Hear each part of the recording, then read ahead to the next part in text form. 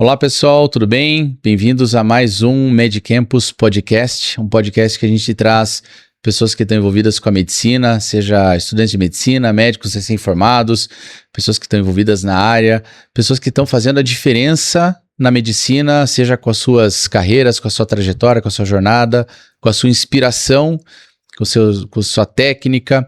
E hoje eu estou aqui contando com o Lucas Miyawaki, o Felipe Ramos, como sempre. E o podcast de hoje ele vai ser um podcast especial porque ele vai falar sobre coisas interessantes como um gap de educação médica que está acontecendo, os conhecimentos que extrapolam a técnica e que vão compor a carreira do médico, seja ele na faculdade, desde o começo da carreira mesmo, ou até mesmo depois da faculdade, com RQE nas mãos, ou às vezes até o médico que está formado há muito mais tempo. Hoje eu tenho o prazer de receber aqui a Ana Tavares. Ana, obrigado pela tua presença. A Ana é uma menina que eu conheci nos bancos da faculdade. Eu vi ela crescer, vi ela se desenvolver como estudante de medicina, como influenciadora digital, como médica agora, trabalhando e estudando para residência. E é sobre isso que nós vamos conversar hoje aqui, Ana, tá bom? Ana, eu quero saber de você antes de mais nada. Eu sei que a tua jornada para entrar na faculdade também não foi uma jornada muito fácil. E você teve que cortar um dobrado para conseguir entrar e conseguir se manter na faculdade. Você foi bolsista do ProUni. Quero saber de você, em poucas palavras, quem que é a Ana que sonhava em ser médica e estava estudando para a faculdade, e quem é a Ana de hoje? Existe uma diferença entre essas duas Anas? Nossa, bastante. Bem-vinda. Primeiramente, obrigada pelo convite. Estou muito feliz de estar aqui com vocês, em especial com você que eu chamo de professor, né? Não tem como. Foi meu professor de urologia, já atendeu minha família, então a gente tem uma relação especial. Eu estou formada faz 1 ano e meio pela Faculdade Evangélica do Paraná. E tenho 27 anos, estou nesse momento de pós-formada antes de entrar para residência. E, nossa, tem uma diferença muito grande. Eu estava comparando em questão de tempo, a gente está em 2026 agora, né? Mais ou menos 2015 foi a época que eu decidi realmente que eu queria medicina. Então faz 10 anos que eu tô me dedicando a isso. 10 anos nessa jornada aí para ser médica, né? É uma jornada longa. É uma jornada longa. Para mim teve um diferencial a mais, né? Então assim, quando eu decidi que eu queria fazer medicina, eu já sabia da dificuldade que seria de entrar, né? Eu sempre escutei que era difícil passar no vestibular. Mas eu não tinha dimensão do gap educacional entre a escola pública e a escola privada. Eu estudei a minha vida inteira em escola pública. Então, quando eu percebi esse abismo educacional que eu tinha, eu percebi que eu teria que me dedicar muitos mais anos estudando para poder passar no vestibular se eu continuasse na pública. Então, acho que o primeiro desafio, quando eu decidi que eu queria medicina, foi primeiro conseguir uma bolsa para o ensino médio. Certo. E aí foi uma jornada indo para várias escolas particulares da minha cidade para conseguir a bolsa. Consegui uma bolsa, consegui ser bolsa 100% durante o período de ensino médio e durante o período de cursinho. E aí nesse período que eu entendi, meu Deus, realmente essa base, né, falta pra gente. O quão é difícil para quem tem menos condições conseguir alcançar os seus sonhos, né? E você já queria ser médica ali no ensino médio? Você já sabia que esse era o teu propósito de profissão, de vida mesmo? Sim. Eu não tenho nenhum médico na minha família, né? Na verdade, eu também não. A minha família, ela é formada por muitas técnicas de enfermagem. Então, esse ato do cuidar, eu acho que é uma linguagem de amor muito presente na minha família, mas eu não sabia que isso iria reverberar na minha profissão. Eu pensava em outras coisas, eu pensava em fazer arquitetura, jornalismo, cada hora eu estava pensando em uma coisa diferente, até que eu entendi, não, parece que a medicina une todas as coisas que eu gosto, assim, que é cuidar das pessoas, escutar. Eu gosto desse ambiente hospitalar, de limpeza, de organização, de conseguir, de alguma forma, consertar algo que está quebrado, sabe? Legal. E aí eu falei, não, é isso. E aí poucos meses depois que eu decidi que era a medicina que eu queria, eu já bati o martelo para cirurgia plástica. Entrei para a faculdade já com uma especialidade bem em mente, mas com a mente aberta para experimentar tudo. Então, assim, eu falo, quando eu decido, eu vou até o fim. Vai até o fim. Isso É o famoso assim, no longo prazo você sempre ganha, porque a tua força de vontade e o teu endurance, né? A gente tá falando sobre isso agora há pouco. Porque resiliência é levar porrada e cair, aguentar a porrada e levantar. Agora, endurance é levar a porrada, cair, levantar e dar um passo para frente ainda. Então, no longo prazo, quem tem endurance ganha sempre, né? Sim. Eu nem sei da onde que veio isso, assim, eu venho de uma família de mulheres muito fortes, eu tive um apoio familiar muito grande, por mais que a minha mãe, eu acho que tivesse um pouco de medo na época, de meu Deus, né, que sonho grande que essa menina tem. Eu sempre tive em mim que eu ia conseguir, assim, eu tive alguns professores que até falaram, assim, Ana, tem certeza que é a medicina que você quer, né, é muito difícil de passar, você não tem um plano B, assim? Eu nunca tive plano B. Não por arrogância, mas porque eu sempre tive na minha mente que se era isso que eu queria, era esse o meu sonho, eu ia me dedicar, não importasse quantos anos levaria para alcançar, porque era isso que traria uma sensação de completude mesmo, sabe? De felicidade. Determinação, De né? determinação. E aí eu fui a duras penas, mas foi. Sim, e assim, acho que não tem nada de graça nessa vida, ainda mais a medicina dos dias de hoje, né? Você teve uns desafios grandes até na faculdade, até você foi bolsista do ProUni, assim como no ensino médio você precisou de bolsa, também você precisou de bolsa na faculdade. As faculdades privadas têm um custo muito elevado, né? Sim. Super elevado, e as vagas das faculdades públicas são cada vez mais escassas, mesmo com cotas e tudo mais, a gente percebe que a competição é muito alta. Como é que foi para você? A gente sabe que o ProUni é uma política pública de fomento, de financiamento da educação médica de estudantes que comprovam baixa renda. E como é que foi para você, durante a faculdade, ser bolsista do ProUni? Era um desafio a mais, um peso a mais para você ter que se desenvolver, performar, segurar essa barra, ter que se provar, não só para os seus pais, para si mesmo, porque a gente se cobra muito na faculdade, existe um perfeccionismo muito grande, né, que eu não gosto muito. Acho que o médico ele tem que assumir sua imperfeição. Mas como é que foi para você isso daí? Você sentia mais esse peso? Sim, eu senti um peso a mais. Mas eu me surpreendi com o que eu vivenciei depois. O medo que eu tinha quando eu entrei para uma faculdade particular era não conseguir ter interação com os outros colegas, não ter assuntos em comum, não me sentir aceita dentro da turma. Nisso eu me surpreendi. A minha turma foi extremamente acolhedora, eles tinham muita admiração pela nossa história de vida e como a gente se dedicava realmente para alcançar boas notas, se manter na faculdade. Então, nesse aspecto eu me surpreendi, então foi super positivo. Mas algo que eu não esperava foi essa questão de se manter financeiramente na faculdade. Isso é muito desgastante. Né? Era muito desgastante porque eu optei por não trabalhar durante a faculdade para eu conseguir me dedicar aos trabalhos, às notas que eu tinha que tirar. Eu tenho colegas que na faculdade de medicina trabalharam com infinitas profissões, desde vendedor de loja em shopping, bartender. Eu tenho colegas que fizeram bastante coisa assim para conseguir se manter financeiramente. Eu optei por não trabalhar, então eu tive que buscar através da faculdade opções que me dessem uma renda a mais para eu conseguir ir para congresso, me manter, realmente pagar as contas do mês. Então, eu fiz bastante monitoria, fiz iniciação científica, tudo isso para ter essa renda a mais para conseguir me manter. Mas eu acho que esse foi um caminho interessante, porque eu não fui só pelo financeiro, né? Através da iniciação científica, eu descobri outras paixões, eu cresci enquanto bagagem de conhecimento. Através da monitoria, eu descobri uma paixão, assim, em ensinar, em compartilhar conhecimento. Então, bem-vindo ao clube. Exatamente. Então, eu fui por um interesse e acabei descobrindo outro. Então, foi interessante isso. Teve algum momento durante a faculdade, sendo bolsista, tendo essas dificuldades, esses desafios adicionais, que você chegou a pensar assim, tá muito cansativo, não dá? Ou você conseguiu reunir ali os motivos e os atributos e e os impulsos necessários para continuar realmente tocando a vida? Ou chegou algum momento que você achou que estava complicado mesmo?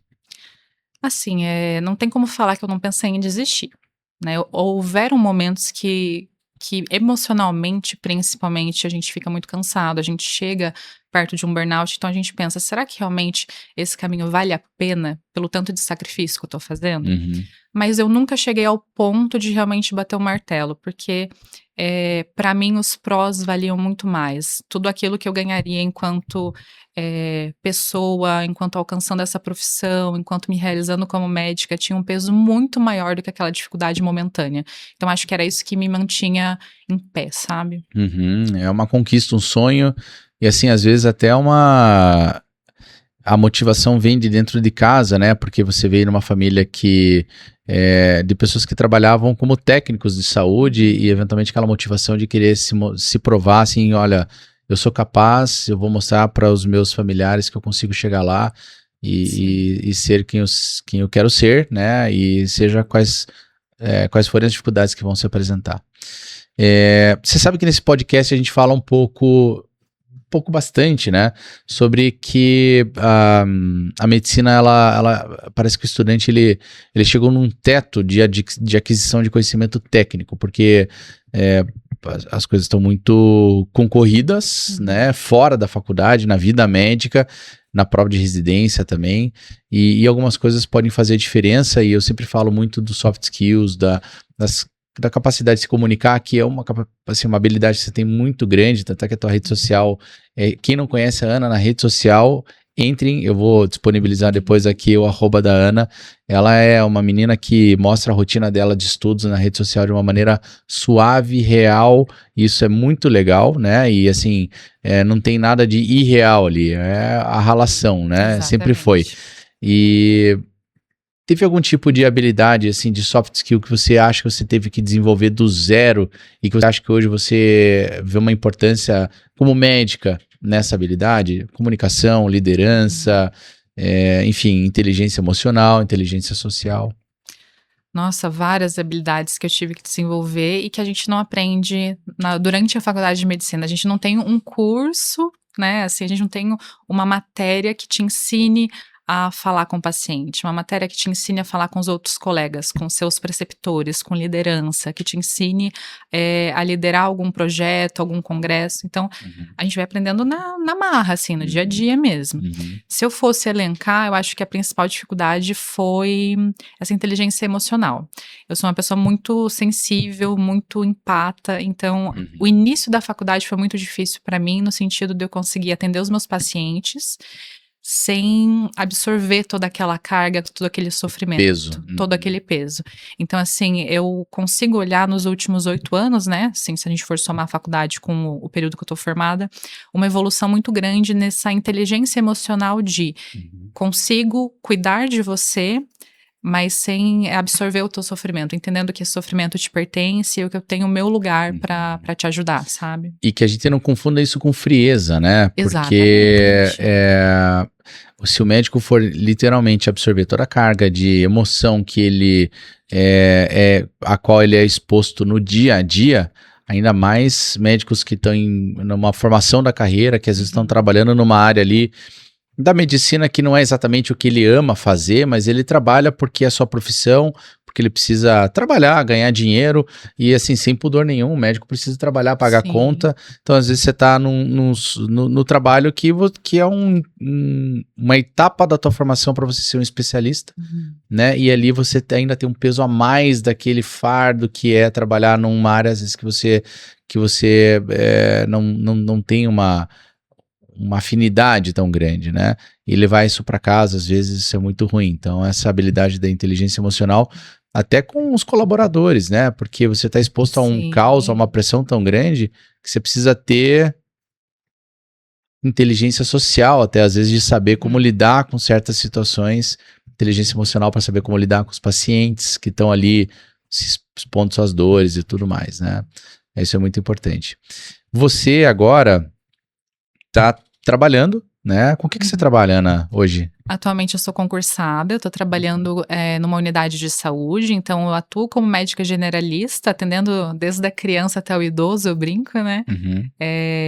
Então eu tô na atenção primária nesse momento, Na atenção primária e estudando para prova, né? para prova de residência. Certo. Aham. Você se comunica bem, né? Você já percebeu?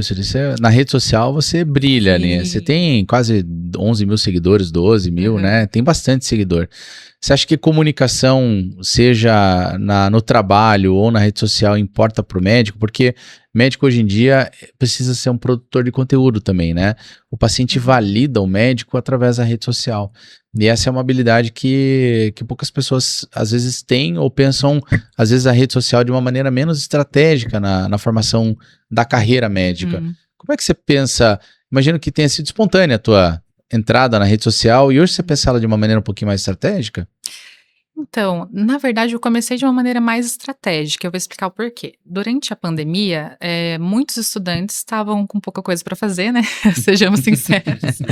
Então teve um boom assim de blogueiros focados nessa parte de medicina.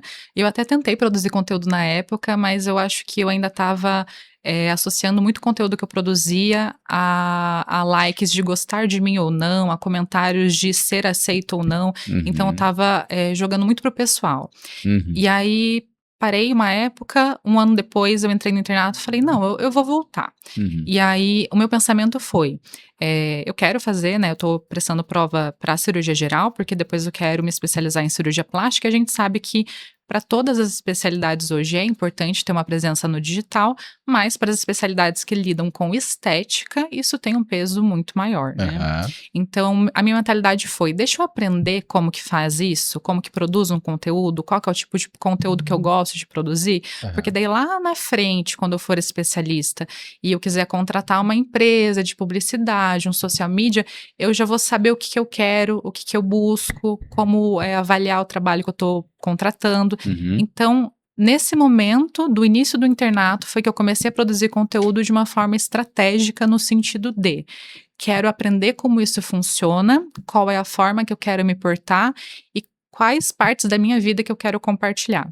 uhum. E aí eu tirei aquele peso do pessoal que muitas vezes a gente coloca no Perfeito. digital. Interessante. O profissional que produz conteúdo para o digital, que de repente não tem muitos likes, não tem muitos seguidores, não tem muita visualização, isso não invalida a tua construção técnica, isso não invalida o teu currículo. Uhum. Continue postando, se adapte, entenda aquilo que faz sentido para você na forma como você quer se apresentar nas redes sociais. Uhum. E você vai crescer, e você vai atingir o nicho que você quer atingir. Então, aí nesse momento que eu comecei a produzir conteúdo, ainda meio sem saber qual que era o meu nicho, Uhum. e aí que eu tomei a decisão de falar exatamente com o meu público da época, que eram outros estudantes de baixa renda que estavam tentando entrar na faculdade de Sim. medicina ou se manter. E aí, quando a gente realmente traz para nossa realidade, para a coisa que a gente vive, para o nosso eu mais sincero, assim mesmo, para nossa essência, a coisa flui. Exatamente. Você não precisa criar um personagem, você não Exato. precisa copiar, de repente, aquele profissional que você admira. Você tem a tua história, o teu conteúdo, as pessoas elas vão atrás de você pelo que você é. Pelo que você significa, e isso a gente Uhum. chama dentro do soft skills de liderança. Porque você influencia positivamente as pessoas, você mostra que você está remando o mesmo barco que as pessoas estão remando, e que isso exerce sobre a tua imagem uma liderança suave. Porque não é o líder que fala, ó, faça desse jeito. Não, você mostra através do teu exemplo, e o líder mesmo, isso é um soft skill muito poderoso. O líder de verdade é um líder que ele tá junto. É um líder que rema junto, é um líder que mostra, que demonstra, que mostra as suas fragilidades. Então, tem grandes autores que falam sobre mostrar a fragilidade, né? Até na comunicação não violenta, um dos pilares da comunicação não violenta é a gente demonstrar o que você sente para o outro, né? E aí você consegue engatar uma comunicação que ela é, ao mesmo tempo, ela engaja, ela comunica de verdade e ela não é, assim, agressiva. Uhum. E daí o fato dela ser suave, essa tua liderança, ela engaja de verdade. As pessoas vão lá e gostam do teu conteúdo. Porque é honesto. Porque é honesto, porque é um conteúdo assim... É genuíno, né? É genuíno. E isso é realmente uma soft skill muito poderosa, né? De saber se comunicar da maneira adequada. Outra coisa interessante do teu perfil que eu vi ali, que você fez isso com intenção. Sim. Você tinha uma intenção, né? Então, intencionalidade nas coisas que a gente faz no dia a dia, a longo prazo, faz diferença. Né? Então, você fez de maneira intencional. Eu quero fazer isso aqui porque eu quero para isso, porque lá na frente isso vai me ajudar e você vai desenvolvendo. Então, soft skill é muito parecido com isso. Você não nasce sabendo. Você não nasce sabendo fazer vídeo, produzir vídeo. Você não nasce sabendo gravar um podcast, né? Mas você aprende isso. Então, você exercita isso. A liderança você exercita. A intencionalidade você exercita. A inteligência social você exercita. Então, a gente olha para as pessoas que são líderes natos, a gente fala que ele é um líder nato. Ninguém nasce líder. O líder, ele se desenvolve. E você hoje querendo ou não, uma liderança dentro desse grupo de estudantes que está buscando um lugar ao sol, Sim. que veio de uma situação mais complicada de vida e que está conseguindo vencer de pouquinho em pouquinho, e você é uma liderança genuína. Que alcançou e que teve um alcance gigantesco, né, dentro desse público. E acho que é um grande desafio para estudante de medicina que está com vontade de construir algum conteúdo, essa barreira de saber o que eu faço, assim. E talvez um medo de se expor até. Pensando lá quando você estava começando, que eu acho que talvez seja um pouco diferente da forma como você começou, porque deu para ver que você foi uma pessoa muito determinada, você sabia o que você queria, foi lá e fez. Mas pensando que a maioria dos estudantes, às vezes, eles querem ter alguma exposição, mas eles têm medo e tem uma insegurança do que fazer. O que você daria de recomendação, de dica, de método para que ele consiga tirar do papel o que ele está querendo fazer? Nossa, ou até completando essa pergunta, assim, o que a Ana do primeiro semestre, do primeiro período, deveria ouvir da Ana agora formada em relação a isso? Nossa, eu acho que uma das coisas que me incentivou a começar a me expor e romper essa barreira da vergonha era que quando eu estava no vestibular, né, no período pré-vestibular, a gente se sente muito solitário. Então eu busquei nas redes sociais outras referências de pessoas que passaram por algo semelhante ao meu, que falavam como que era a faculdade de medicina, davam dicas sobre as provas. Então eu acho que um grande propósito meu era ser o que essas influenciadoras foram para mim, para outras pessoas. Então, isso me deu um propósito diferente, porque quando a gente faz as coisas não só com intensidade, com uma intencionalidade, mas também com um propósito, com algo que realmente mexe em algo profundo do teu coração, você faz com mais entrega, Esse você faz com mais desejo. Exato. Então, eu uni essas duas coisas. E eu diria para Ana lá do primeiro período, não perca tempo, comece o quanto antes, porque assim, você não tem nada a perder, né? Sejamos honestos, existem muitos perfis de pessoas que não têm conteúdo, que desinfluenciam, que falam coisas erradas a respeito de saúde. Gente, qual que é o mal de você criar um perfil para falar de estudos, para incentivar outras pessoas a correrem atrás dos seus sonhos, mostrar como que é a realidade da faculdade de medicina? Não tem mal nenhum nisso, na verdade, você só vai fazer bem para a sociedade. Então, comece, veja se é uma coisa que você gosta, se você sente à vontade, e continue, vale muito a pena. E sempre vai ter gente que vai comunicar com você, né? E querendo ou não, é um momento de você também, principalmente para o estudante de medicina, ou para o médico, ou para qualquer profissional que quer falar da sua área, de desabrochar essa habilidade que é falar, se comunicar, né? Conseguir desenvolver um pensamento, enfim, organizar um pensamento. Faz 1, 2 vídeos. Quantos influenciadores a gente vê, né, que lá 10 anos atrás faziam vídeos que você fala, cara, e essa pessoa hoje tá super brilhando. Ninguém aqui tem intenção de ser um influenciador nacionalmente conhecido, mas que a gente consiga influenciar o público que é o nosso público que a gente quer falar a verdade, enfim, o público dos pacientes, os colegas, enfim, né, e querendo ou não, o médico é um formador de opinião, é um comunicador, os médicos são, cada vez mais a rede social tá aí para isso. isso, né? E a gente melhora muito, né? Isso que o senhor falou a respeito da gente precisar começar e a gente vai aprimorando e ganhando em liderança. Uma vez eu compartilhei uma evolução minha, assim, de um dos meus primeiros vlogs que eu gravei pro Instagram. Nossa, gente, era muito ruim. É legal de ver, né? Porque assim, eu tinha o celular mais simples na época, a edição do vídeo não tinha aquele primor, o corte de uma cena para outra, né? E aí eu compartilhei no outro story um dos vlogs mais recentes, já mais aprimorado e tudo mais. E justamente comparando esse antes e depois. E aí eu recebi um feedback de uma seguidora minha que me acompanha há bastante tempo. Ela falou assim, Ana, o mais impressionante não é a qualidade de vídeo, é perceber o quanto você ganhou confiança. E é isso, se a gente não dá o primeiro passo, se a gente não começa, não vai ter evolução alguma. Perfeito, né? Ana. Perfeito. Então é a confiança, você vai ganhando com o tempo, você vai aprendendo com os erros também e vai melhorando. Maravilha. Ana, agora eu quero partir para um papo que é a tua vida hoje, né? Hoje você está formada, CRM na mão, trabalhando, mas está em busca do teu sonho, né? Teu sonho é fazer uma especialidade, acho que é o sonho de muitos estudantes, eu acho que a maior parte, acho que não diria todos, mas uma enorme parte dos estudantes, eles entendem até que o CRM, o novo CRM é o R que é hoje em dia, né? Que é uma pena que alguns entendo de maneira errada que a faculdade de medicina é só uma antessala para a vida médica, né? Uma vida médica de verdade. A faculdade, ela é o alicerce principal para que você se torne um especialista. E você fez muito bem esse alicerce, eu te conheço desde a faculdade. Para quem não sabe, a turma da Ana me homenageou lá, eu tive a honra de ser paraninfo da turma dela também, né?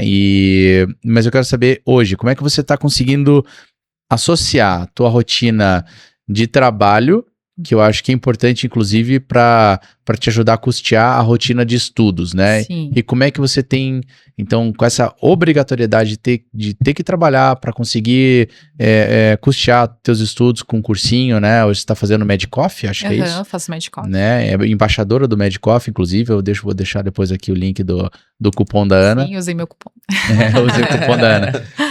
Mas como é que você concilia teu estudo e o teu trabalho? Como é que você faz para fazer? Sei que de manhã você trabalha, ou estuda, enfim, mas e assim, a absorção do conteúdo, e como é que funciona isso para você? Tá.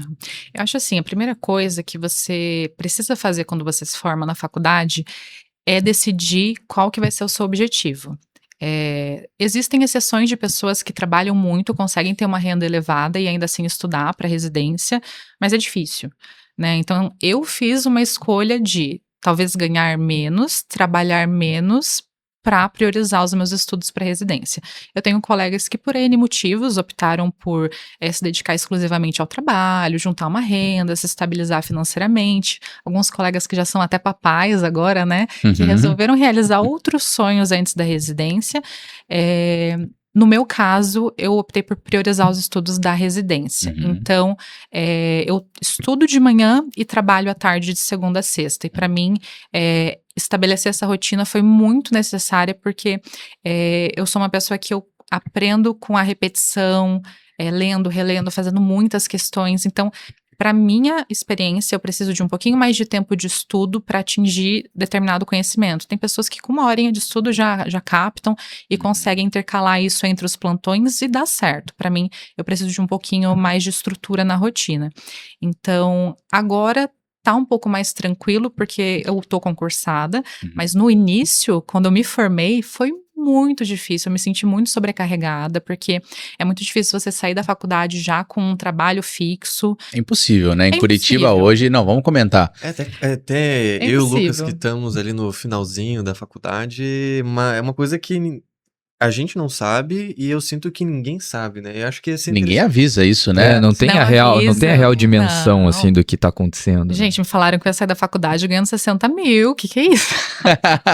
Quem me dera, hein? Essa não é a realidade. Ninguém ia querer fazer residência se fosse assim. Pois é, não, e assim, infelizmente eu comentei até no outro podcast, mas eu conheço professores de outras faculdades que conhecem alunos egressos e nada contra, é um digno trabalho, mas é chocante pra gente da faculdade, estamos dirigindo Uber para pagar conta para fazer cursinho, entendeu? Sim.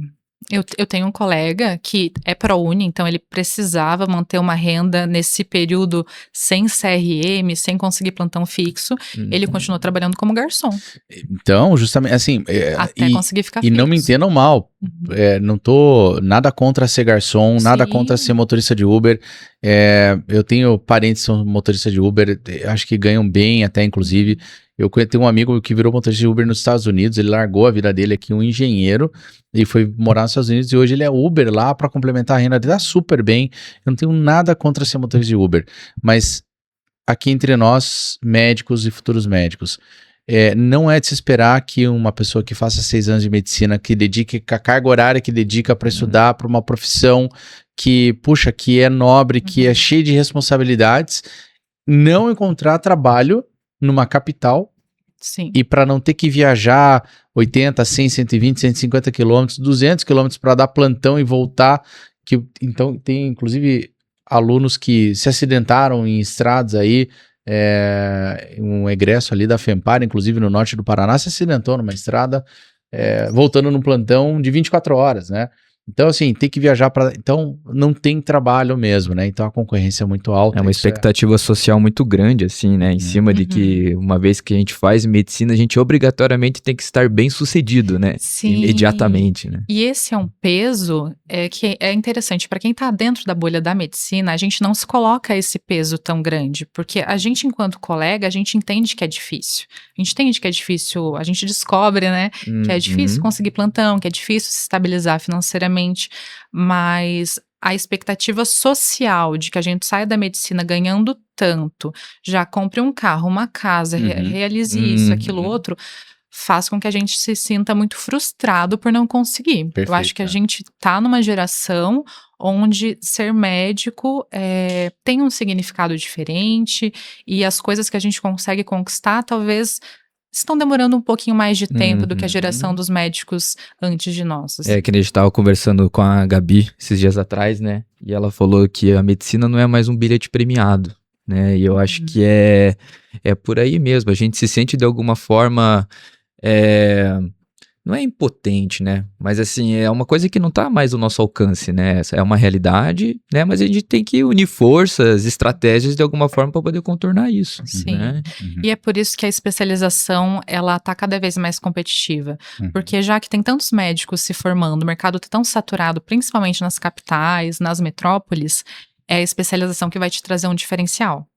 Então, por isso que as provas de residência estão bombando, a concorrência está lá no alto, né? Até para ter um ganho financeiro maior, uma qualidade de vida melhor também, todo mundo praticamente está buscando a especialização.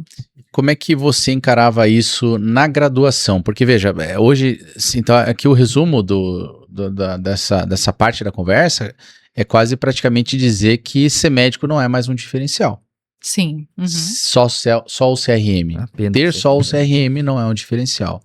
Hoje é por isso que tem esse jargão que o RQE é o novo CRM. Então precisa do especialista, daí que parece que o cenário é um pouco diferente, você consegue de fato ser diferenciado na tua profissão. Como é que você encarava, você tinha essa noção lá na graduação? Como é que você encarava os teus estudos já focando em prova de residência ou encarava os estudos só realmente para aprender? Como é que era isso daí? Tinha estratégia nessa época ou às vezes você não estava avisada e só estudava para ser médica mesmo, sem pensar muito lá no RQE? Na questão do estudo mesmo. Na questão do estudo. Para a prova de residência. Não, eu sempre fui muito focada, assim. É porque alcançar a residência para mim está muito ligado à realização de um sonho. Então, eu sempre colocava isso como uma prioridade. Então, desde o início da faculdade, eu trabalho o meu currículo para ter um bom currículo para a primeira residência e para a subespecialização, né? Então, eu já comecei de uma forma bem intencional os meus estudos no 5º ano. Então, eu já comecei a estudar mesmo os conteúdos que iam cair, treinar provas antigas, só que mudou muito, assim, eu acho que as dicas que eu recebi há 4 anos atrás para prestar prova de residência não são as dicas que eu daria hoje. Olha só. Hoje está muito mais competitivo, então... Solta as dicas aí para todo mundo. Tô querendo saber, hein? Por exemplo, dá um exemplo. O que você ouviu lá atrás hoje que hoje não tem nada a ver? Aproveite o seu internato. Gente, depende. Se você quer primeiro focar os seus primeiros anos como médico recém-formado, atuando como médico, né, construindo a tua carreira, ganhando o seu dinheiro, ótimo, aproveite o seu internato. Se você quer passar na residência, faça o seu internato bem feito, mas estude bastante. Ah, interessante. Estude Então, focado. Estude focado. Intencional, né?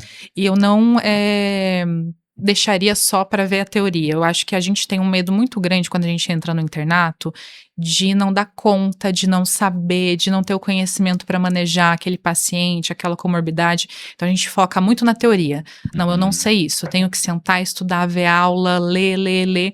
E a gente esquece de fazer as questões, que é o que mais vai trazer o conhecimento e que mais vai mostrar pra gente quais são os nossos pontos de fragilidade. Então, uma coisa que eu pequei muito durante o meu internato foi focar mais nas aulas e no conteúdo teórico do que no conteúdo realmente prático. Naquele conhecimento que você adquire de uma maneira mais ativa, fazendo questões, simulados, flashcards. Isso é o que fez essa diferença, assim, nos meus últimos 2 anos de estudo. Coisa que não me foi avisada antes. Então, já tô avisando. Tem alguma coisa que te ajudava a estudar, que fosse mais ativo no começo da faculdade? Ou foi mais aquilo que a gente tá mais acostumado, assim, ler resumo, fazer resumo? Ali quando começa o ciclo clínico ali. Isso. A sensação de que a necessidade parece que só surge quando tá próximo da prova de residência, né? De que, tipo, até nosso exemplo, assim, raramente a gente tinha um método ativo lá no primeiro período. Sim. E a gente só vai se dar conta dessa necessidade quando literalmente tem a demanda ali. E eu entendi o que o Felipe quis dizer, até só complementando o que ele falou. Então, você acha que essa noção de ser mais ativo, ela tem que começar apenas quando você está se preparando para a prova? Ou hoje a Ana acha que poderia ter feito isso antes? Boa pergunta. Ótima pergunta, na verdade. Eu acho que eu poderia ter tido uma forma de estudar mais ativa no começo da faculdade. Mas, gente, é muito difícil os 4 primeiros anos. Eu acho que a forma que a gente estuda para as provas da faculdade é muito diferente da forma de estudar para residência. São 2 coisas separadas. Primeiro, pela quantidade de demanda que a gente tem na faculdade. Então, tem semanas que a gente tem 10 provas, 3 provas no mesmo dia. Então, o trabalho que a gente tem durante, principalmente o início da graduação, é muito mais adquirir um conhecimento a curto prazo, decorar bastante coisa e soltar esse conhecimento na prova. O que não é necessariamente uma coisa positiva ou o melhor método educacional, mas é o que existe hoje. E daí, 3 semanas depois, já não lembro de mais nada. Não, depois da prova você já não lembra de mais nada. Entregou a prova, né? E quando vai no internato para manejar a doença, a comorbidade, a gente não lembra de mais de nada. Daí aquele estudo ativo que você deveria ter tido desde o início, com aquele pensamento clínico que você deveria ter desenvolvido, as gavetas estão vazias, né? Você procura na sua mente, você parece que tem um vazio de conhecimento, que não é verdade, porque na verdade é apenas formas diferentes de você treinar o seu cérebro para armazenar a informação. Então, no início da tua graduação, a gente precisa muito mais de bastante conhecimento a curto prazo para realizar uma prova, passar na matéria e passar de ano. Quando no finalzinho da faculdade, já pensando na residência, a gente tem que ter métodos mais ativos de aprendizagem mesmo para aprendizagem a longo prazo, porque é isso que vai fixar, é a longo prazo, né? Então, eu acho que são diferentes mesmo, são cenários diferentes, mas eu teria tido um método mais ativo no início. Bacana. E tem um desafio muito grande, né? Porque eu costumo dizer que tá difícil ser estudante de medicina hoje em dia. Tem muita prova, é muita prova, é ENAMED do 4º ano, que agora foi aprovado, ENAMED do fim do ano, Profimed, que é a prova para ser médico e poder assistir pacientes, não só ter um CRM para trabalhos burocráticos, e ainda a prova de residência. Então o aluno ele é colocado à prova a todo momento. E às vezes existe uma necessidade de, parece que decorar, e que acaba que a decoreba, ela vira um conteúdo que você não consegue segurar, né? E atrapalha a formação do médico mesmo, até porque o cara do 4º ano, 3º ano, que eu dou aula no 3º ano, ele já tá pensando na prova do ENAMED do 4º ano ali, e não quer memorizar o conteúdo de uma maneira realmente para a vida, ele quer memorizar para responder uma prova de múltipla escolha, né?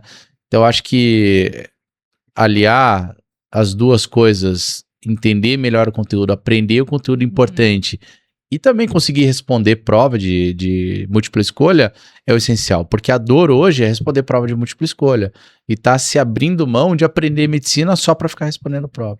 Sim, e aí essas provas teóricas, né, que estão sendo cada vez mais exigidas da gente, sinto dizer para a sociedade, mas elas não selecionam os melhores médicos, né? Porque um bom médico precisa ter domínio da parte teórica, com certeza. A gente precisa ter um domínio técnico muito grande, porque a gente tem muita responsabilidade na mão. Mas não é só isso que constrói um bom médico. A prova de múltipla escolha, ela não define se você realmente tem um raciocínio clínico, se você consegue ter uma boa relação interpessoal com os teus colegas, com o paciente, se você consegue conduzir uma consulta de uma forma intencional com o paciente, que entra naquela questão de soft skills que a gente estava discutindo. Então, a prova teórica ela é importante, mas ela avalia apenas uma dimensão do médico. Ela não garante que se você gabaritou aquela prova teórica, então você é um excelente médico. Não necessariamente. E na verdade isso lá na frente, até a própria carreira do médico, ela pode estar sob risco de não decolar, porque ele acha que só porque tirou 10 numa prova, que ele vai ser um excelente médico. Às vezes um médico ou uma pessoa que tira um 7,5, 8, ele vai ser um muito melhor médico do que um cara que tira 10 numa prova, por exemplo. Isso é uma realidade mesmo. E ainda também pensando que a habilidade que a gente desenvolve fazendo questão é reconhecer a informação dentro da questão. Às vezes, a mesma informação que a gente aprendeu a responder uma questão, e a gente sabe responder milhares de questões diferentes, é a mesma informação que na hora que a gente precisa lembrar no momento de atendimento, de fazer uma prescrição, de pedir exames complementares, a gente não lembra. E precisa, às vezes, consultar a internet, consultar aplicativos de base de dados, né? Mas mesmo o melhor médico que tira a melhor nota na prova, às vezes também não é o melhor médico que vai lembrar da informação na hora do atendimento. Sim. São inteligências, assim, diferentes, né? Eu acho que é um treinamento de uma capacidade de reconhecimento de informações num curto espaço de tempo e sob pressão, né? E o que a gente sente falta, de alguma forma, que eu sempre converso com o Felipe, com o Paulo aqui, é essa capacidade de tatuar informações na mente de uma forma que eu não necessite da demanda de uma prova de alguém me questionando para lembrar delas. Que eu me lembre genuinamente daquilo, porque eu fui contextualizado de alguma forma, enfim, e que você lembrou de uma cena e aquilo ficou na tua mente, sabe? Então a gente sempre gosta de conversar e pensar de que se lá no início da faculdade a gente também tivesse oportunidades de contextualizar e a gente tatuar o contexto... Nossa, faria muita diferença. Né? Tatuar o contexto para que naturalmente se responda uma questão, né? E a gente se vê preso no medo, numa pressão de que a gente não pode errar, não pode errar. E o bom aluno que às vezes é bom, se perde no medo, né? E eu vou além. A gente tem visto, infelizmente, muitos residentes do primeiro ano desistindo da residência. E eu acho que isso é uma consequência dessas provas cada vez mais competitivas, que exigem um grande conhecimento teórico, mas que falta a inteligência emocional, de repente até uma dedicação de um preparo físico para aguentar todas essas horas de residência e poucas horas de sono, esse domínio do sistema de onde é o hospital que você vai iniciar o teu trabalho, né, os seus estudos. Então, não é só a prova, é o pós, né? E aí, isso é um conselho de mãe que minha mãe sempre dá pra mim. Filha, você tem que estudar, mas você tem que cuidar da sua mente, você tem que cuidar do seu corpo, porque você precisa estar inteira pra realizar aquilo que você quer. E isso também entra na questão da performance, da gestão do tempo. Sim. Então, entender que, às vezes, quando você tá parado, fazendo uma academia, meditando, fazendo yoga, isso não é perda de tempo. Isso é ganho de tempo, é ganho de qualidade. É quando você vai performar melhor no dia seguinte. Mas para isso precisa gerir bem o tempo. Precisa não procrastinar, por exemplo. A gente sabe que procrastinação é uma resposta emocional do nosso corpo, da nossa mente, para evitar tarefas que você sabe que às vezes vão ser meio desgastantes e que você não está muito afim de fazer. Então ficar procrastinando, estudar aquele tema, puta, que eu não sei, que eu não quero, que eu não conheço bem, que eu acho que eu vou gastar muito tempo, vou me estressar. eu vou ter que sentar. Então você se enrola, você sempre acha alguma coisa além para fazer. Vencer a procrastinação ajuda a otimizar o tempo, te libera um espaço de tempo melhor para você fazer uma coisa que você gosta. Eu falo para os pacientes, falo para os estudantes, às vezes, o que você gosta de fazer? Não precisa ir lá fazer yoga. Você gosta de empinar pipa? Vai lá empinar pipa, então, 30 minutos do seu dia. Te lava a alma aquilo lá? Então é isso, faça isso, mas depois volte, coloque lá um cubinho do Pomodoro, coloque o celular no silencioso e se dê 45 minutos de foco numa tarefa. Não precisa ser começar o TCC, mas então começa a organizar a bibliografia. Começa do começo, começa do pouquinho que você vai vencendo a procrastinação. Isso é poderoso, é um soft skill super poderoso. E é algo que a gente tem que aprender a fazer também, porque a gente vem de uma construção social, a gente que é da medicina, que a gente aprende que nós temos que estudar enquanto os outros dormem. Quem são esses outros, gente? Porque eles dormem? A gente não sabe, né? Então, a gente também é ensinado que se a gente não estiver estudando, trabalhando, então a gente não é produtivo. Aquilo não tem valor. Lógico, a gente vai ter que sentar na cadeira, estudar, não tem outro caminho. Mas o momento de descanso, ele também é fundamental para a gente estar inteiro mentalmente para as provas que a gente vai se colocar na vida. Para pensar, né? Hoje em dia tá todo mundo treinando, né? E academia, que bom, o pessoal tá mais saudável, né? E hoje todos aqui entendem que, depois que você treina forte 2, 3 dias, você precisa fazer o que com o seu músculo? Descansar, porque senão ele não cresce, senão ele fica duro, senão ele fadiga, senão ele não vai pra frente, senão você não performa. E por que a gente tende a insistir em ter uma estafa mental, uma correria mental sempre, e não se dá, não é nem ao luxo, mas o direito de descansar a cabeça para você poder evoluir. Então esse momento de, às vezes, parar é claro que no meio da residência, né, gente, quem é, residentes, é o seguinte, não é para parar, sair da cirurgia para ir tomar café, né? A Ana quer ser cirurgiã, então não faça isso. Mas entenda que vai ter um momento, é claro que o R1 é puxado, mas vai ter um momento do seu dia ali que você vai conseguir parar 15 minutos. Então, de repente, saia para um lugar mais quieto da tua vida, põe no seu celular no silencioso 15 minutos, faça uma rotina de mentalização, de conectar, né? De mindfulness mesmo, né? Que são, são exercícios tão bons assim para você realmente produzir melhor, para você se encontrar no meio daquele caos, aí volta pro caos, né? E o caos um dia ele acaba. A residência, ela tem começo, meio e fim, ela não é eterna. Mas se você aprender isso a partir da residência já, que não pode não fazer o seu trabalho, faça o seu trabalho bem feito e daí depois se dê o direito de fazer essa recuperação da mente para você conseguir aguentar o tranco. Muito bom essa conversa e eu queria te dizer que aqui no MedCampus a gente pensa dessa maneira também, de que o estudo assim intencional, ativo para a residência, ele tem que começar já durante a graduação mesmo, né? É o desafio atual da faculdade, da carreira médica, e não adianta deixar isso para lá pro fim. Acho que os cursinhos eles ajudam lá no fim. Eu acho que eles são hoje, o parâmetro é a base, é o padrão ouro para você adquirir, mas de repente estudar de maneira mais intencional antes ali vai te ajudar muito mais. E a gente confia, acredita muito no estudo ativo. E hoje eu quero te mostrar assim em primeira mão uma aplicação que eu quero que o Felipe mostre ali para Ana, que a gente desenvolveu focando nesse pessoal que está no meio da faculdade e que precisa aprender as coisas, aprender o que importa de verdade e treinar para residência já desde ali do começo do ciclo clínico.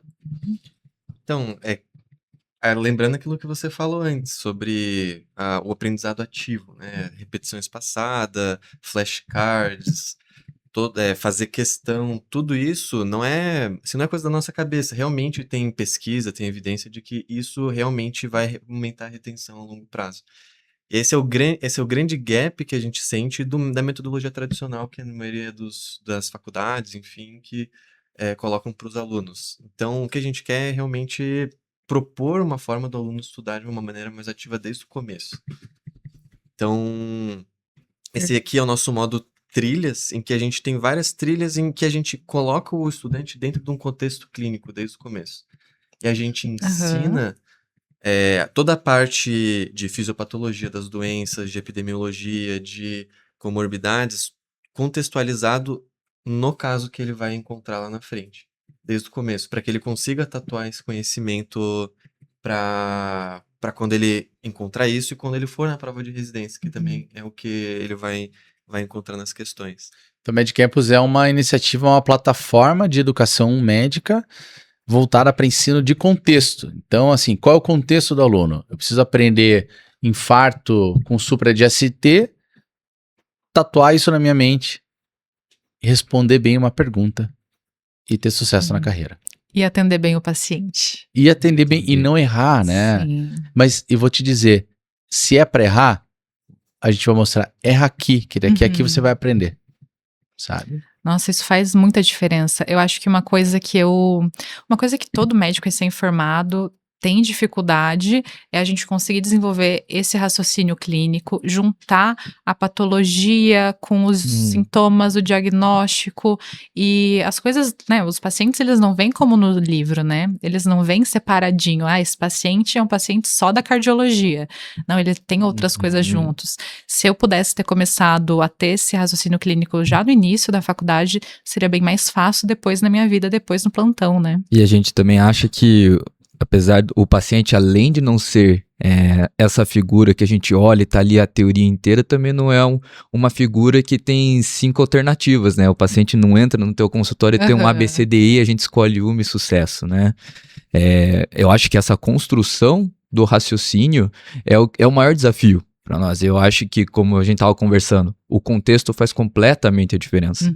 Às vezes, se eu colocar na cabeça do estudante o seu Antônio, ele vai lembrar de alguma forma do seu Antônio lá na frente, porque ele se deparou em algum momento, né? O seu Antônio significou para ele um conjunto de trilhas, né? De contar a história do seu Antônio. Sim. Porque quantos seus Antônios que não tem por aí? Não, e eu tô lendo aqui, porque a gente que fica treinando prova de residência, a gente já começa a ler, né, o enunciado da questão. Né? E o seu Antônio é parecido com um paciente que eu atendi essa semana. Né, que é muito comum essa questão de dor retroesternal, um paciente mais idoso que fuma, que tem diabetes, pressão alta, foi para UPA com dor, de repente descobriu que estava infartando. Inclusive eu tive um paciente que a gente teve que solicitar, né, Doppler de carótida, e aí esse paciente ele não vai querer saber necessariamente o que é um supra de ST, mas ele vai querer que você explique o que é isso, o que é aterosclerose, o que é isso, o que deu no meu exame, né? Então isso tá muito relacionado com a realidade do nosso dia a dia mesmo. E a gente tem vários relatos de estudantes que a gente deu a plataforma para testar, de que na mesma semana em que ele fez uma simulação, que a gente tem um modo de simular casos clínicos, comentou com a gente, esse mesmo caso eu atendi, eu sabia o que fazer, eu sabia raciocinar, eu sabia prescrever. Tem casos de que sabia prescrever, né? Porque prescrever é uma coisa difícil, Nossa, né? É muito difícil. Na faculdade a gente não aprende, né? As doses, as coisas, a gente não lembra, né? Na faculdade é assim, ciclo básico, não se preocupe, você vai aprendendo as especialidades do ciclo clínico, no ciclo clínico não se preocupe, você aprende no internato não se preocupe, no plantão você vai... E aí você tem um CRM na mão, não sabe prescrever uma dipirona, não sabe de que horas a que horas que vai ser tanto comprimido, e fica um lapso, né? E aqui a gente tem um modo que eu vou mostrar para você depois, que é um modo, a gente mostra depois, que é um modo de simulação. E esse modo de simulação é completo, legal. Que você preenche ali um receituário, uma prescrição, ele avalia o teu desempenho depois e aí é aquele negócio, você pode simular mesmo, prescrever, para você não errar lá na hora da prescrição real. Esse modo de trilha, né, Felipe, ele é um modo que ele tem uma metodologia. Tem um porquê de ser assim. Tem um porquê de ser um caso real, porque quando a gente usa caso, a gente parece que aprende melhor, e ainda mais quando você tá na lida, lá na frente, ou quando você tá num estágio, numa liga, e que você viu um caso parecido com o que você tá estudando, aquilo lá conecta e tatua na tua memória esse conhecimento. E depois aqui a gente tem as perguntas, né? E essas perguntas, elas são literalmente momentos que você vai ser vai acontecer uma retenção no conhecimento. Isso, porque é ele o Active Recall, né? Isso, então, Active Recall. Então, tem várias pesquisas que apontam que se você é forçado a lembrar do conhecimento para aplicar ele vai ter uma maior retenção, uma curva de esquecimento não tão íngreme. Então... E a gente parte, assim, tem a parte científica mesmo, mas assim, na vida prática, né? Às vezes a gente leu 2 parágrafos e não lembra nem do primeiro. 5, 10 segundos depois que a gente leu, né?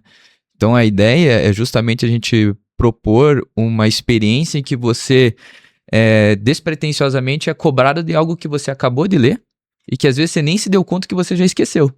Mas não, ali é a oportunidade da gente pegar e falar, não, olha, vamos deixar essa síndrome do impostor de lado que você acha que esqueceu, mas no fundo você lembra. Sim, e essa parte é muito importante, viu? Esses comentários das questões fazem muita diferença, porque a situação não é só você acertar ou errar uma questão, mas entender por que você acertou, por que você errou, porque às vezes foi um ponto muito específico que você errou e que está errando com frequência, é nesse ponto que você tem que trabalhar. Exatamente. Então isso é fundamental. E às vezes o raciocínio tá certo, mas ali tá uma coisinha que não é certa. Então, assim, você raciocinou legal, só que o detalhe você esqueceu. E a gente cita isso daí, ó, por exemplo, ali, ó, né? Esse daí tá, ó, exatamente isso, ó, errou, mas o raciocínio faz sentido, né? Então tem uma armadilha nessa questão ali, que é o que às vezes a prova de residência cobra, que às vezes é o que você também não entendeu ali do que você leu e você respondeu de uma maneira errada e ele reforçou para você aonde você tá errando, ele de fato daí faz a pessoa aprender melhor. E uma coisa que eu gosto muito da nossa plataforma é que você não avança numa trilha enquanto você não diagnosticar o seu erro.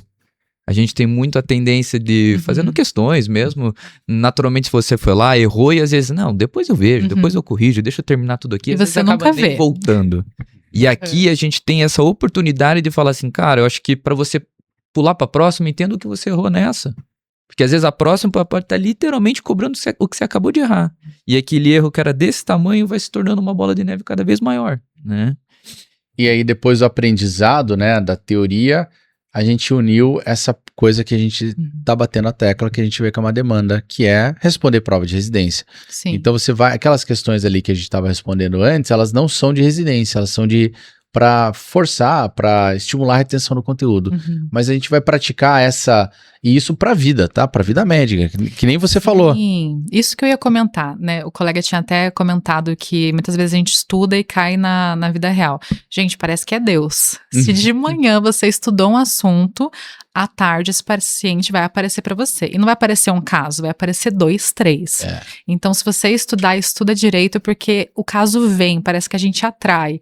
E é para treinar mesmo, é para treinar o conhecimento. E eu vou te dizer, não é nem que atrai, é que você começa a identificar o caso. Porque você nem lembra das coisas, você começa a ver, opa, esse aqui eu estudei, ó, eu vi. Porque se você não estuda direito, você não identifica os casos. É o famoso gatilhos, né? Você só acha o que você sabe que você está procurando. Então, e aqui a gente tem um banco de questões que ele mostra que o conhecimento que a gente está ensinando para a vida, que nem você falou, para a vida real, para a vida de casos, é um conhecimento que ele pode ser cobrado lá na prova da residência. E aí, unindo esse realmente a formação do médico à performance dele na residência. Mas isso lá no 2º, no 3º ano da faculdade, no 4º ano, antes de começar cursinho, porque a gente já entende que é lá que isso daí precisa ser treinado com um pouquinho mais de intensidade. E demonstrar também que não existe essa distinção de estudar para a vida e estudar para a prova. Acho que você pode fazer completamente, as duas assim, correndo paralelamente, sabe? E ter isso num lugar só, vamos dizer assim, eu acho que promove esse diferencial, sabe? Que a gente não tá te dando necessariamente um flashcard, mas tô te dando, como a gente falou, o seu Antônio. O seu Antônio virou o seu flashcard. Você vai lembrar dele, da manifestação de como ele chegou para você, o que ele estava querendo, esperando de você, sabe? Eu acho que é a mesma expectativa que a gente tem aqui. A gente espera que você leve para casa alguns gatilhos que você pôde encontrar ali e que vão aparecer. Sim, né? E essa fala é sensacional, porque uma coisa que eu percebi, muitas vezes a gente separa eu não vou fazer cursinho, não vou estudar além do que a faculdade está me propondo nessa reta final, porque eu não vou fazer residência, então não estou interessado nisso. Não, gente, estudem. você pode não querer prestar residência nesse momento, mas você precisa estudar para ser um médico melhor. Hoje eu atuo melhor na atenção primária justamente porque eu estudo na parte da manhã, porque eu estou me dedicando para a residência. Então, o teu estudo vai ser fundamental para você como profissional em primeiro lugar. E começar isso desde o início da faculdade, nossa, seria sensacional, né? Uhum. E aí a trilha é concluída, tem uma performance, né? Tempo, número de acertos, isso fica logado lá no teu dashboard ali de controle. E aí você volta, e agora a gente tem aqui, né, nessa plataforma renovada que a gente tá, inclusive já tá online, tá, isso daqui. Isso aqui tem uma assinatura mensal, é uma assinatura que tá longe de ser o preço da mensalidade no cursinho ou de uma faculdade, é bem acessível, inclusive até pensando no cenário de gente que não pode pagar um cursinho, Sim. é um cenário bem interessante mesmo. E eu vou dar uma degustação para você testar. Ah, perfeito. Fiquei ansiosa. E aí a gente tem cardio, pneumo, a gente tem incluído aí muitas trilhas mês a mês aí, né? Para que a gente consiga englobar todas as doenças, as condições, os cenários, os contextos e assim conseguir dar esse treino, né? Esse ensino médico, esse treino para performar, para atender melhor, para ser melhor médico, para passar no concurso médico, para passar na residência, para passar na ENAMED, no Profimed, para passar onde for.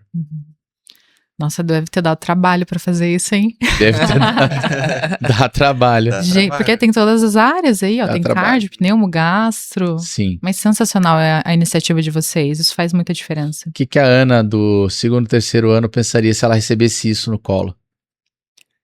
Nossa, eu acho que ela ia ficar muito, muito feliz. Porque o mais interessante não é as coisas estarem separadas por especialidades. É a trilha do conhecimento. É você conseguir entender que aquela aula que você está aprendendo de patologia, que você não está se sentindo médico, mas ela é a base para você entender de repente o porquê está tendo essa lesão, o que essa lesão vai virar, se vai virar um câncer, o que está relacionado à cirurgia que vai acontecer. Então, eu acho que traria um pouquinho mais de propósito também. Às vezes a gente, no início da faculdade, não sente que a gente está fazendo medicina, sabe? Mas é uma base importante. E se eu te disser que a gente vai ter uma trilha que vai ensinar eletrocardiograma? Não, já me passa agora. Gente, ó, ela tá quase pronta. Sério, 1 ano e meio de formada e ainda é uma dificuldade. É uma dificuldade muito grande eletro. E a gente começa a ter contato com eletro lá no 4º ano da faculdade. Nossa, é muito atrasado, assim, sabe? E não só de eletro, né? A gente também tem a proposta de colocar conteúdos práticos, como o próprio ACLS, o ATLS. Então, de alguma forma, você se contextualizar, mais do que a gente pensar no passo a passo ou no fluxograma do atendimento, a gente te dá a oportunidade de treinar. Até porque, gente, você, estudante, você não sabe, mas quanto é que custa para fazer uma CLS? Acho que R$1.400. R$1.400. À vista, eles não aceitam parcelamento nem no cartão de crédito. O nosso intuito é deixar um conteúdo que é praticamente o ACLS dentro da plataforma para estudar antes e chegar lá e não perder dinheiro nem tempo e garantir a certificação. E o ATLS também, é quase R$5.000, alguma coisa assim. Tem o PAUS também, né? Sim, nesse somatório aí. Da parte de pediatria. Exatamente. A ideia é ter essas trilhas aí disponíveis aí pro pessoal e dá para usar de graça por 10 dias. Eu vou lá testar, gente, depois me mandem. Dá para usar de graça por 10 dias, testar, ver, degustar e mandar bala. E vocês ajudaram na formação? Vocês, estudantes, ajudaram na construção? Nossa, eu acho que foi muito de uma identificação da nossa dor. Eu, o Felipe, o Paulo, a gente conversando. Nossas conversas são de que, e acho que as pessoas que a gente conversa também da nossa turma, enfim, de que a nossa formação a gente sente que ela não é completa, porque a gente não é exposta a esses contextos de uma forma frequente, ou exposta para testar o nosso conhecimento de uma forma constante. E assim, é aquela coisa, a gente às vezes aprende as coisas de maneira isolada, pensando, cara, mas quando que eu vou ver isso? Como que é isso na prática? Será que existe mesmo? Porque a gente acha que é tudo muito literalmente teórico, E a gente fica se perguntando, tá, mas por que eu vou usar isso? Onde que eu vou usar isso? E é essa oportunidade, eu falar pro Felipe, cara, o que a gente pode fazer de diferente, né? Não só para o ponto onde a gente tá, mas pensando, cara, o que o Lucas e o Felipe gostariam de ter tido lá atrás e na época não poderia ser providenciado isso, mas hoje a tecnologia ela nos permite isso. E outra coisa, eu deixo aqui meu elogio para vocês por essa iniciativa. Isso já mostra que vocês são estudantes de medicina e em breve, né, logo médicos muito diferenciais, sabe? Obrigado. Não é qualquer estudante de medicina que constrói uma plataforma e que pensa nessa resolução de casos clínicos, que está disposto realmente a trazer algo voltado para a educação médica. Então, parabéns para vocês. Eu fico muito feliz que vocês vão ser meus colegas em breve. Muito em breve. É isso aí. Ana, a gente tá chegando no fim aqui do nosso podcast. Olha, a conversa tá super gostosa. De repente a gente te convida para um próximo, a gente conversa de outras coisas. Eu queria saber como é que o pessoal que quer te procurar na rede social te acha. Qual que é o teu arroba do Instagram? No Instagram é Ana com 2 N's, H Tavares. Todo mundo acha que é tipo Ana, nossa, cool, mas não, H é de Heloísa, tá, gente? Não é Ana. Não é Ana. Eu optei por deixar o meu nome mesmo, sem o doutora na frente, porque eu acho que traz uma proximidade, né? Eu tô com esse arroba desde o início da faculdade, então é Ana com 2 N's, H Tavares, só procurar que vai me achar.